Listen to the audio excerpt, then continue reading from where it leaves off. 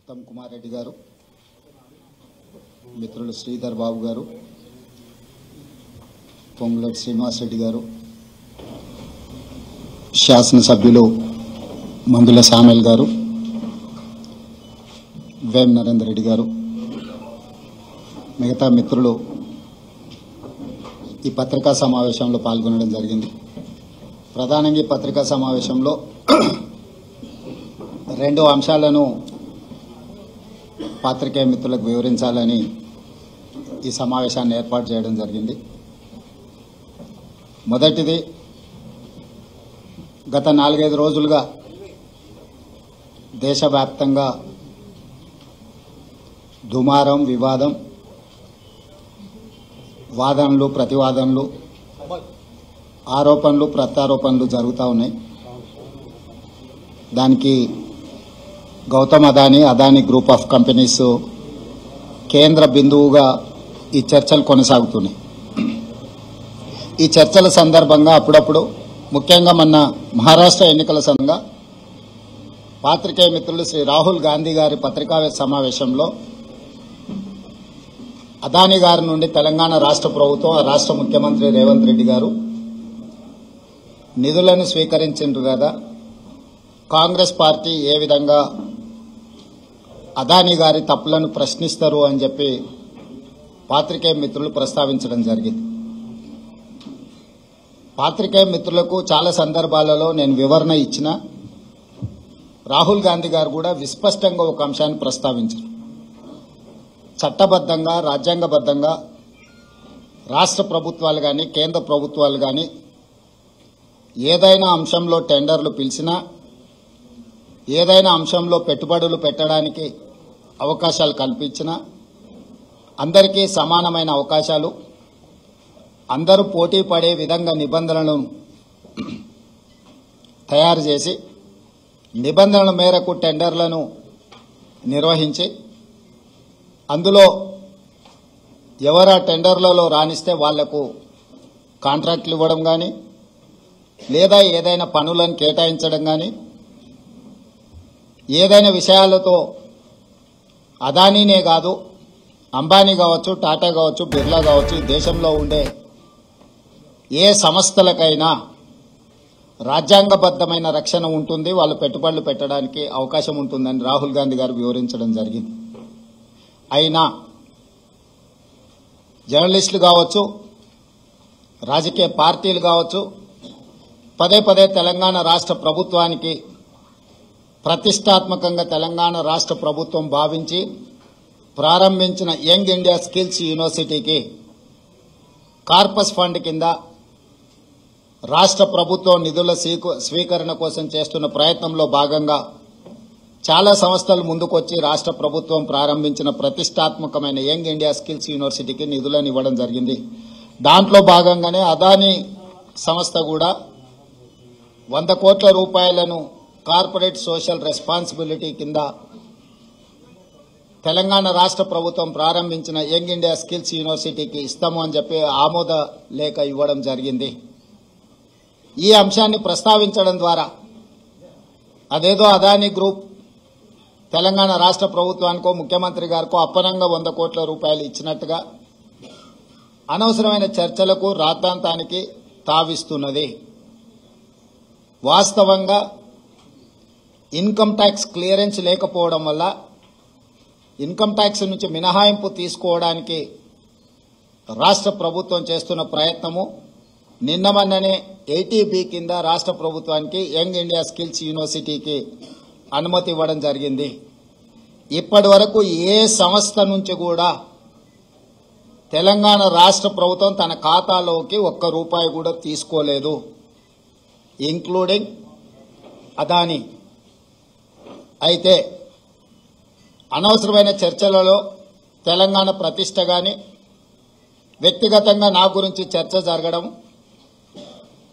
మా మంత్రివర్గ సహచరులకు నాకు ఎలాంటి సుతారము ఇష్టం లేదు. అందుకే స్పష్టంగా నిన్ననే రాష్ట్ర ప్రభుత్వం తరఫున అదానీ గ్రూప్ ఆఫ్ కంపెనీస్కి మా అధికారి జయేష్ రంజన్ ద్వారా లేఖ రాయడం జరిగింది.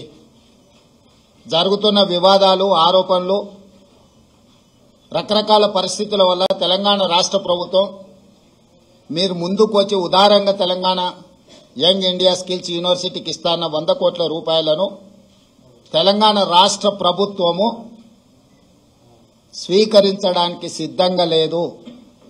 కాబట్టి దయచేసి మీ 100 కోట్ల రూపాయలను యంగ్ ఇండియా స్కిల్స్ యూనివర్సిటీకి బదిలీ చేయొద్దు అని చెప్పి విస్పష్టంగా వారికి లేఖ రాయడం జరిగింది.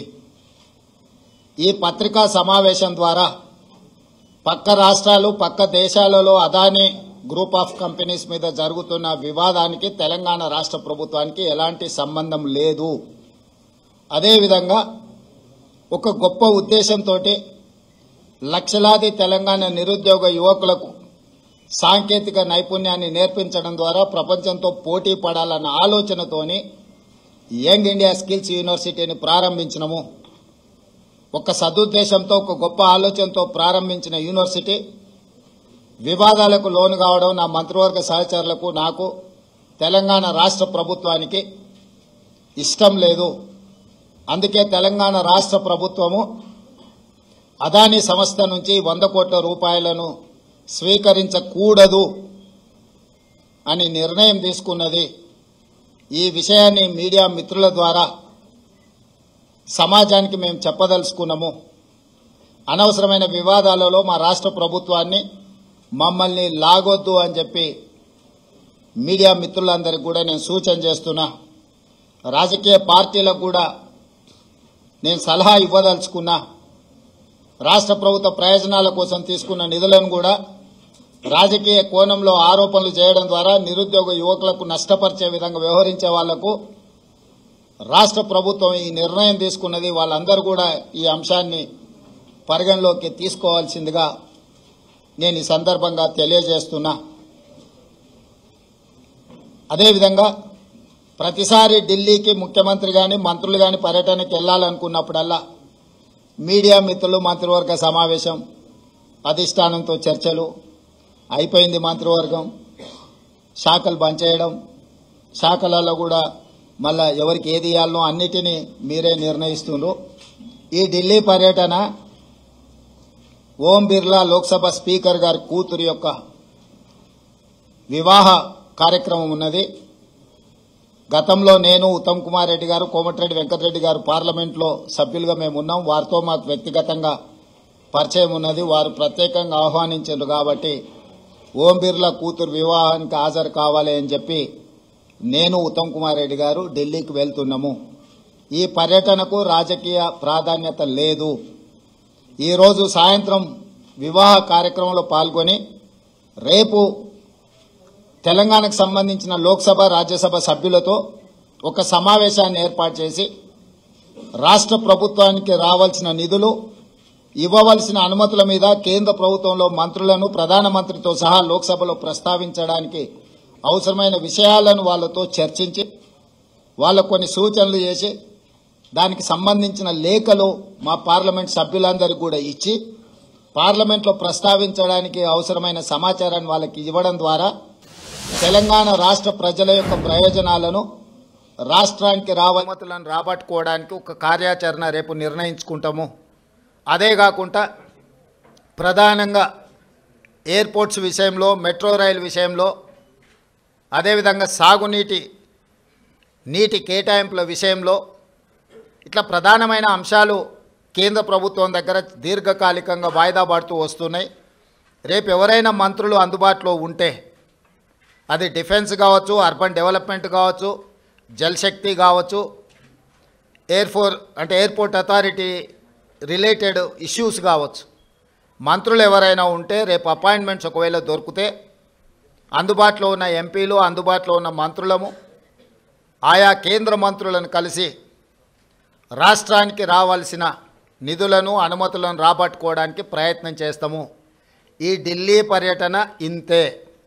కొంతమంది హరాజ్ పాట పాడినట్టు 26సారి, 27సారి, 28సారి అని ఇట్లా హరాజ్ పాటలు పాడుతారు. వాళ్ళలాగా పైరవీల కోసమో కాళ్ళు పట్టుకోవడానికో కేసులను ఎత్తేయించుకోవడానికో మోడీ ముందు మొక్కలిల్లడానికో ఢిల్లీకి వెళ్ళడం లేదు. కేంద్ర ప్రభుత్వాన్ని అవసరమైతే నిలదీసైనా రాష్ట్ర ప్రభుత్వానికి రావాల్సిన నిధులు అనుమతులను తెచ్చుకోవడానికే మేము ఢిల్లీ పర్యటన చేస్తున్నాము. ఎవరి కాల్లో పట్టుకోవడానికో, కేసుల నుంచి తప్పించుకోవడానికో, గవర్నర్ నుంచి అనుమతి ఇవ్వకుండా ఆపుకోవడానికో మా ప్రయత్నం కాదు.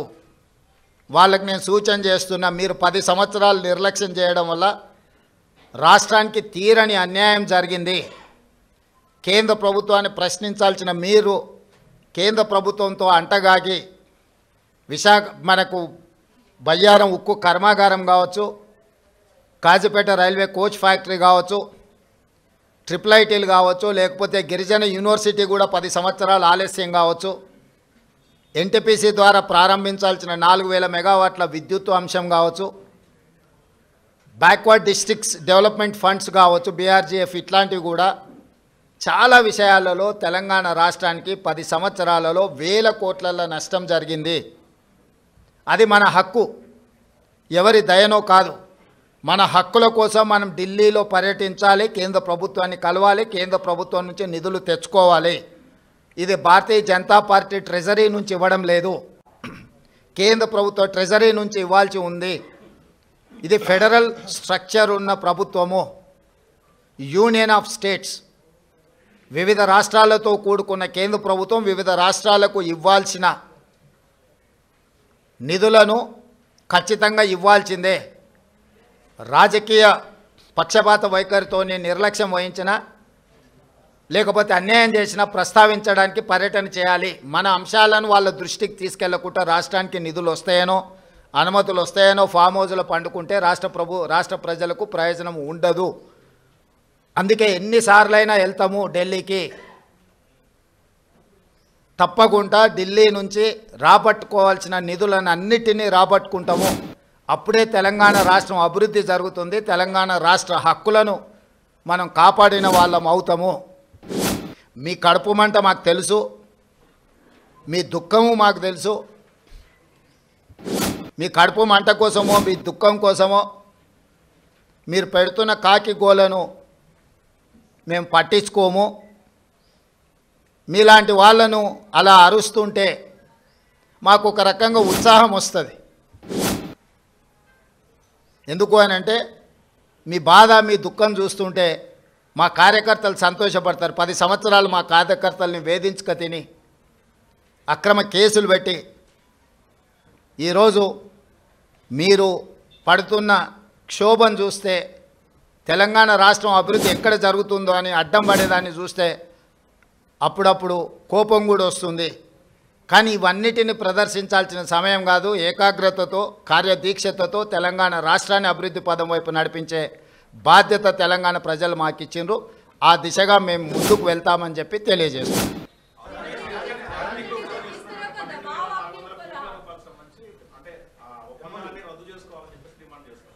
ఎవరు ఇప్పుడు వాళ్ళ ప్రభుత్వంలో ఉన్నప్పుడు వాళ్ళు చేసిన ఒప్పందాలు చాలా ఉన్నాయి. వాటి వివరాలన్నీ నేను ఇస్తా.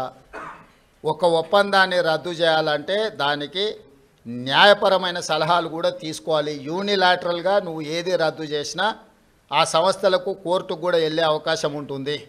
ఈ రాష్ట్రంలో కాంట్రాక్టులు ఇచ్చింది, భూములు కేటాయించింది, అదాని ఫ్లైట్లో ఆడంబరంగా ప్రయాణాలు చేసింది వాళ్ళు. కాబట్టి ఈరోజు రాష్ట్ర ప్రభుత్వం రాహుల్ గాంధీ గారు చెప్పిన విషయాన్ని నేను ముందే ప్రస్తావించిన. రాష్ట్రంలో పెట్టుబడులు పెట్టడానికి ఇతరులకున్న అవకాశము అందరికీ ఉంటుంది. పెట్టుబడుల విషయంలో ఎవరికి మినహాయింపులో లేకపోతే ఎవరికో అప్పనంగా ఆయాచితంగా కట్టబెట్టే విధానము ఉండదు. ఒక పక్కన రాష్ట్రానికి పెట్టుబడులు రావడం లేదని మాట్లాడతారు, ఇంకొక పక్కన పెట్టుబడులు వస్తే వాటిని రద్దు అంటున్నారు. అసలు మీ విధానం ఏందో ముందు బయటికి రాండి. గతంలో మీరు ఇచ్చిన నేషనల్ హైవేస్ కావచ్చు, లేకపోతే డేటా సెంటర్లు కావచ్చు, ఇతర ఆర్మీ రిలేటెడ్ సంస్థలు ప్రారంభించడానికి మీరు కేటాయించిన భూముల మీద మీ మీద ఏమైనా కేసులు పెట్టాలా? అదానితో మీరు చేసుకున్న ఒప్పందాలను రద్దు చేయాల్సి వస్తే మీరు చేసుకున్న వాటిని మీ మీద కేసులు కూడా పెట్టాల్సి వస్తుంది.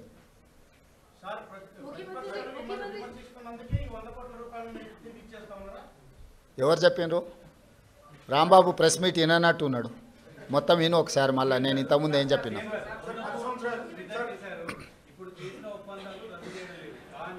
భవిష్యత్తులో తెలంగాణ ప్రభుత్వానికి ఒక హక్కు కూడా ఉంటుంది.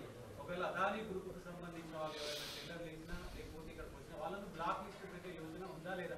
ఎందుకంటే అదానీ పెద్ద స్కామ్ చేశాడు, ప్రపంచవ్యాప్తంగా చేసేసిన నేపథ్యంలో అదానీ గ్రూప్ను అలౌ చేస్తారా లేదా తెలంగాణ? ఇప్పుడు అదానీ గ్రూపు టెండర్లు వేస్తాడా వేయడా అనే విషయమే తేలనప్పుడు వాటి మీద ఎలాంటి చర్యలు తీసుకుంటామనే చర్చ ఎందుకు వస్తుంది? టెండర్లు పిలిచినప్పుడు వాళ్ళు భాగస్వామ్యం చేసినప్పుడు ఆ ప్రభుత్వాన్ని ఇతర ప్రాంతాలలో బ్లాక్ లిస్ట్ ఒకవేళ చేసి ఉంటే ఏ నిబంధనల మేరకు ప్రభుత్వం చర్యలు తీసుకోవాలో ప్రభుత్వం ఆ నిబంధనల మేరకు చర్యలు తీసుకుంటుంది. ముందుగానే ఊహించుకొని లేకపోతే ఎవరో ఒకరు ఏదో ఒకటి అల్లర చిల్లర మాటలు మాట్లాడితే వాటి మీద ప్రభుత్వం స్పందించదు. ప్రభుత్వానికి నిర్దిష్టమైన విధి విధానాలు ఉంటాయి. ఆ నిర్దిష్టమైన విధి విధానాలకు లోబడి మాత్రమే ప్రభుత్వం చర్యలు చేపడుతుంది.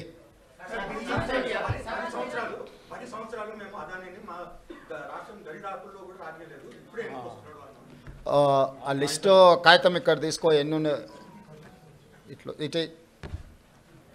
ఇప్పుడు నోరు తెరిస్తే అబద్ధాలు మాట్లాడడం, ఇది అదాని పక్కలు ఉన్నాయని ఎవరు ఈయన పేరు గుర్తుపడతావా? ఏం పేరు ఈయన పేరు? మరి ఈయన చంద్రశేఖరరావు. ఆయన వంగి వంగి నమస్కారం పెడుతున్నాయి. అప్పుడు ఆయన వంగినా ఇట్లా ఇంతగా వంగినా? అదేవిధంగా ఆయన ఇచ్చిన వర్కులు కొన్ని నేను లిస్టు చదివి చెప్పిస్తా. KCR invites Adani to set up a power plants in TS. Okay, Hans India పత్రికా ఓనర్ ఉండొచ్చు కదా.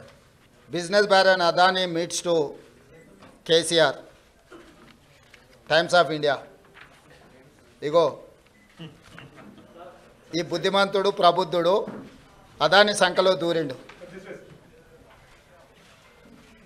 ఈ సిగ్గులేనోడు అదాని గురించి నా గురించి మాట్లాడతాడు. అట్లనే ఒక లిస్ట్ ఉంటుంది కదా, వేరే పేపర్ ఇంత ఉందా, 12-13 లిస్టు ఉంటుంది చూడు ఒకటి. నేను ఆ లిస్టు చదివి వినిపిస్తాను నీకు.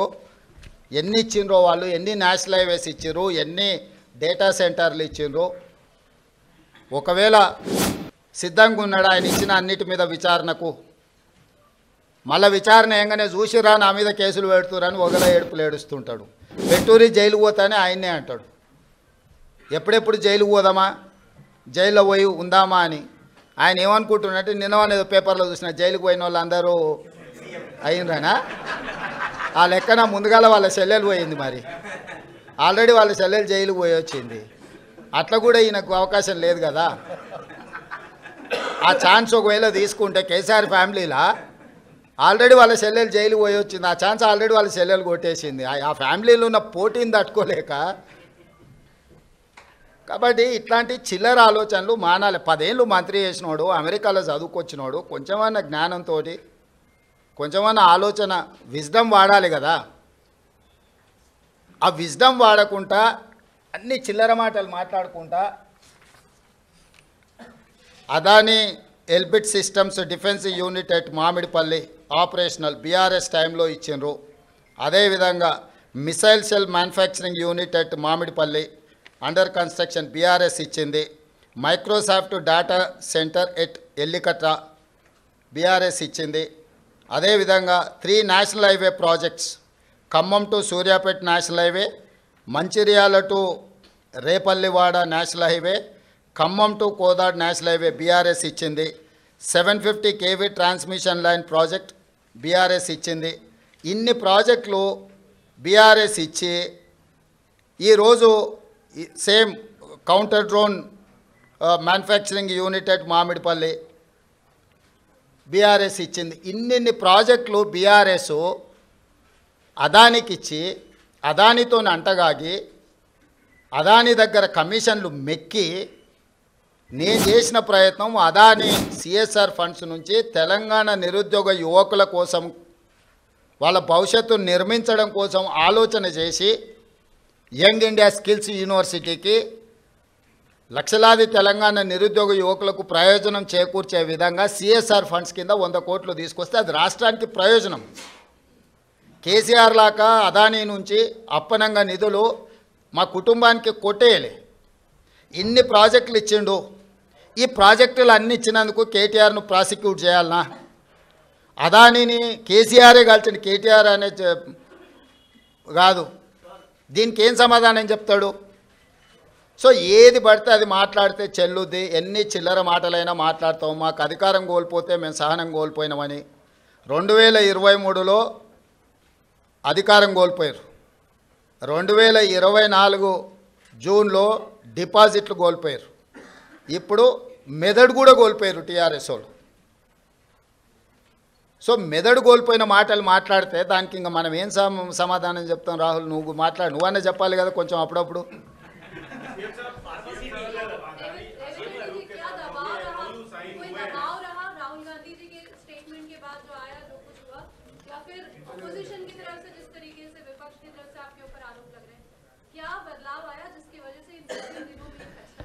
बदलाव नहीं है, ये कंट्रोवर्सीज में मैं जाना नहीं चाहता हूँ, क्योंकि अदानी ग्रुप से मैं किसी पार्टी के लिए, हमारे कांग्रेस पार्टी के लिए नहीं तो हमारे परिवार के लिए एक पैसा नहीं लिए। जो तेलंगाना राज्य सरकार ने जो कदम उठाया है निरुद्योग युवता के लिए, यंग इंडिया स्किल्स यूनिवर्सिटी, क्योंकि लाखों के युवता आज without any skill they are not getting any employment. So I wanted to teach my students skill. उसी के लिए CSR corporate social responsibility funds हम अदानी से 100 crore in principle we have taken a letter. अभी तक एक पैसा भी हमारे तेलंगाना सरकार के खाता में नहीं आया. तो इसीलिए ये कंट्रोवर्सी में बगल के राज्य में कुछ करप्शन, बगल के देश में कुछ करप्शन, ये सब करप्शन के बारे में जब चर्चा हो रहे थे तब तेलंगाना के चर्चा मुझे अच्छा नहीं लगा, क्योंकि हम नियत से सरकार चला रहे, नियत से चलाने के लिए हम लोग कोशिश कर रहा है. तो तेलंगाना राज्य के बारे में कोई भी कुछ गलत फहमी से कुछ गलत कहा तो हमारे लिए ठीक नहीं है, क्योंकि कुछ कम 3 लाख करोड़ रुपए बजट है तेलंगाना राज्य के. तो उसमें 100 करोड़ रुपए के लिए हम लोग इतना अलिगेशंस फेस करने का ज़रूरत नहीं है. मैं और मेरे कैबिनेट मिनिस्टर हम लोग ये सोचे कंट्रोवर्सी में हम जाना क्यों. तो कंट्रोवर्सी से दूर रहने के लिए हमारे राज्य सरकार ने ये निर्णय लिया हुआ है. हमारे ऊपर कोई किसी ने दबावट करने वाले नहीं है, किसी ने दबावट किए तो हम लोग सुनने वाला भी नहीं है. मेरे डेफिनेटली नुकसान है, मगर कंट्रोवर्सी से ज़्यादा नुकसान नहीं है. तेलंगाना राज्य के जितना कंट्रोवर्सी में जा रहा है वो सबसे ज़्यादा नुकसान है. इमेज सब कुछ है. तो हमारे इमेज खराब होने के लिए हम एक पैसे का भी हम लोग मौका देने के लिए तैयार नहीं है तेलंगाना राज्य सरकार ने. इसीलिए हम 100 करोड़ रुपए बदली नहीं करने के लिए हम खत लिखा हुआ है अदानी ग्रुप के लिए.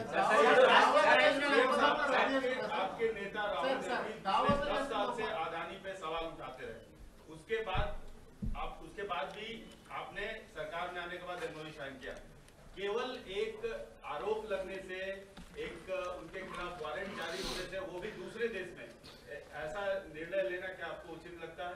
नहीं, ये मैं इसीलिए राहुल गांधी 10 साल से बोल रहे थे, उसके बावजूद भाई आपकी मीटिंग्स हुई है.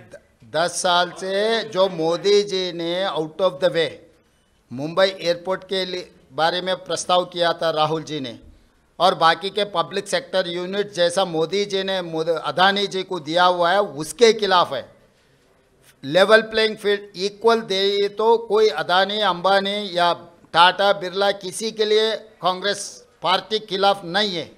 Out of the way without any rule and regulation किसी के लिए बेनिफिट हो रहा है तो हर किसी को हम खिलाफ हमारा आवाज़ उठाएंगे. हमारे नेता लोकसभा के नेतृत्व में, उनके नेतृत्व में लोकसभा में भी आगे हम लोग ये मुद्दा उठाने वाले हैं कि जो अगेंस्ट रूल जो कुछ भी होता है उसके खिलाफ है. कोई किसी इन्वेस्टमेंट के लिए नहीं तो किसी फर्म के लिए, किसी कॉरपोरेट कंपनी के खिलाफ नहीं है हम लोग, क्योंकि हम लोग 50 साल के ऊपर हम सरकार चलाए, हम लोग लिबरलाइजेशन पॉलिसी लाए, हम लोग MNC इन्वेस्टमेंट लाए इस देश में. तो हम लोग इन्वेस्टमेंट्स के खिलाफ नहीं है. जो रूल के खिलाफ जो कार्रवाई चल रहा है, रूल के खिलाफ जो इन्वेस्टमेंट दे रहा है, जो सरकार के प्रॉपर्टीज पल्ली बटानी जैसा दे रहा है, ऐसे मुफ्त में जो दे रहा है, उसके लिए खिलाफ है राहुल गांधी और कांग्रेस पार्टी. तो जब मेरा नेता जो आवाज़ उठाएंगे मेरे नेता के साथ चलने का जिम्मेदारी मेरा है। इसीलिए मेरा नेता जो बात उठा रहा है, बार बार मेरे नेता राहुल गांधी जी ने जो कह रहा है, उनके साथ में कदम कदम चलाने का मेरा जिम्मेदारी है।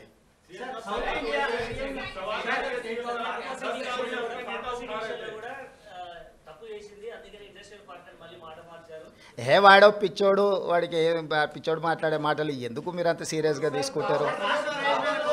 మహారాష్ట్ర ఎన్నికల్లో అనేది ఒక ఆరోపణలు వస్తున్నాయి. దీన్ని ఈవీఎం ఉండాలంటారా, మీరు పోస్టల్ బ్యాలెట్ పోవాలంటారా, ఏమంటారా యాజ్ ఏ ముఖ్యమంత్రిగా? నేను ముఖ్యమంత్రి కాదు, కాంగ్రెస్ పార్టీ విధానమే ఈవీఎం కాదు, బ్యాలెట్ మీద ఎన్నికలకు పోవాలని కాంగ్రెస్ పార్టీ విధానము. కాంగ్రెస్ పార్టీ కార్యకర్త నుంచి ఏఐసిసి అధ్యక్షుడి వరకు ఈ దేశంలో జరిగే ఎన్నికలు బ్యాలెట్ పేపర్ ద్వారా జరగాలనేది మా పార్టీ విధానము. ఎవరమైనా ఆ విధానానికి కట్టుబడి ఉంటాం, అది మా పార్టీ విధానం.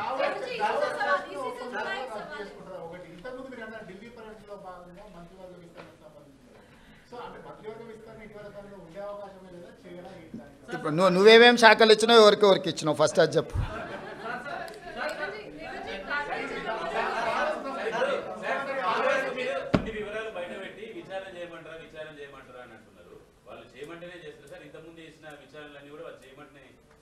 వాళ్ళు అడిగితేనే చేసినాం కదా, అసెంబ్లీలో వాళ్ళే అడిగినారు కదా, విచారణ చేయండి మీకు దమ్ము ఉంటాయని వాళ్ళు సవాల్ విసిరినందుకే కదా. సాగునీటి పారుదల దాంట్లో వాళ్ళే సవాల్ విసిరినరు, దీంట్లో వాళ్ళే సవాల్ విసిరినరు, విద్యుత్ దాంట్లో. ఇప్పుడు కూడా మిగతా దాంట్లో కూడా నన్ను పోలీస్ స్టేషన్లో పెట్టమని ఆయన్నే అడుగుతున్నాడు. సో ప్రతిపక్షానికి ఇవ్వాల్సిన గౌరవం మేము ఇవ్వాలి కదా, అడిగినప్పుడు చేయకపోతే బాగుండదు కదా.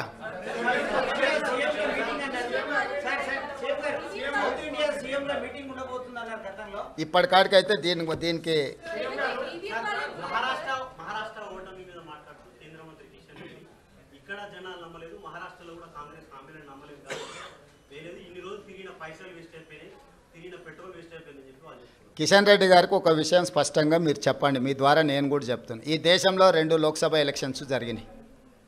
లోక్సభ ఎలక్షన్లు అనేటివి ప్రధానమంత్రికి సంబంధించిన ఎన్నికలు. ఒకటి కేరళ వాయనాడ్లో ప్రియాంక గాంధీ, 2 నాందేడ్లో మహారాష్ట్ర. మహారాష్ట్ర మేము గెలిచినామని గొప్పలు చెప్పుకొని జబ్బలు జరుచుకుంటున్నాడు కిషన్ రెడ్డి అక్కడ. ఈ 2 పార్లమెంట్లల్లో నరేంద్ర మోడీని ఓడించి అక్కడి ప్రజలు రాహుల్ గాంధీ నాయకత్వాన్ని, మల్లికార్జున్ ఖర్గే నాయకత్వాన్ని బలపరిచినరు. మహారాష్ట్రలో రాష్ట్ర ప్రభుత్వానికి సంబంధించిన ఓటు మహాయుతికి వేసిండ్రు, కేంద్ర ప్రభుత్వానికి సంబంధించిన ఓటు రాహుల్ గాంధీకి వేసారు. అన్ని అసెంబ్లీలు ఓడిపోయినా నాందేడ్ పార్లమెంట్లో రవీంద్ర చౌహాన్ కాంగ్రెస్ పార్టీ గెలిచింది. దీన్ని బట్టి నరేంద్ర మోడీ నాయకత్వాన్ని, ఆ మంత్రివర్గంలో పనిచేస్తున్న కిషన్ రెడ్డిని చీదరించుకున్నారు, చీకొట్టిరు మహారాష్ట్ర ప్రజలు. కేరళలో రాహుల్ గాంధీ గారికి వచ్చిన మెజారిటీ కంటే ప్రియాంక గాంధీ గారికి ఎక్కువ మెజారిటీ వచ్చింది. ఓటింగ్ పర్సంటేజ్ రాహుల్ గాంధీ గారు పోటీ చేసినప్పుడు 75%, ప్రియాంక గాంధీ గారు పోటీ చేసినప్పుడు 65%. రాహుల్ గాంధీ గారికి 3,64,000 మెజారిటీ వస్తే ప్రియాంక గాంధీ గారికి 4,10,000 మెజారిటీ వచ్చింది. అంటే మోడీ నాయకత్వాన్ని కేరళ తిరస్కరించడమే కాకుండా మహారాష్ట్రలో అద్భుతమైన విజయం సాధించినని గొప్పలు చెప్పుకుంటున్న బీజేపీని పార్లమెంటులో, నాందేడ్ పార్లమెంట్లో ఎక్కడైతే ఉత్తమ్ కుమార్ రెడ్డి గారు ఇన్ఛార్జిగా వ్యవహరించారో ఆ సీటు కాంగ్రెస్ పార్టీ గెలిచింది. ఈ మాత్రం ఇంగిత జ్ఞానం కూడా బీజేపీ నాయకులకు, ముఖ్యంగా కిషన్ రెడ్డి గారికి లేకపోవడం, అలాంటి ఇంగిత జ్ఞానం లేని వ్యక్తిని కేంద్ర మంత్రిగా చేయడం అనేది మన దురదృష్టం. కాబట్టి కేంద్రము రాష్ట్రము 2 వేరు. రాష్ట్రానికి సంబంధించిన తీర్పు ప్రజలు ఒక రకంగా ఇచ్చారు, కేంద్రానికి సంబంధించిన తీర్పు ఇంకొక రకంగా ఇచ్చారు. కర్ణాటకలో 3 అసెంబ్లీ ఎన్నికలు జరిగితే 3 బీజేపీ అత్తా లేదు పత్తా లేదు కాంగ్రెస్ పార్టీ గెలిచింది. వెస్ట్ బెంగాల్లో 6 అసెంబ్లీలు జరిగితే ఒక్క సీట్లో కూడా నాకు తెలిసినంత వరకు బీజేపీకి డిపాజిట్ కూడా రాలేదు, ప్రతిపక్ష పార్టీలు గెలిచినాయి.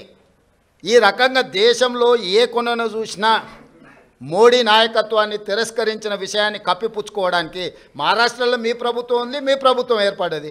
జార్ఖండ్లో మా ప్రభుత్వం ఉంది, మా ప్రభుత్వం ఏర్పడ్డది. మహారాష్ట్రలో మీకు కొన్ని సీట్లు పెరిగినాయి, జార్ఖండ్లో మాకు కొన్ని సీట్లు పెరిగినాయి. ఇందులో ఏంది గొప్ప, ఏంది వాళ్ళు సాధించింది? ఎందుకు సంబరాలు చేసుకుంటారో నాకైతే అర్థం కాలే.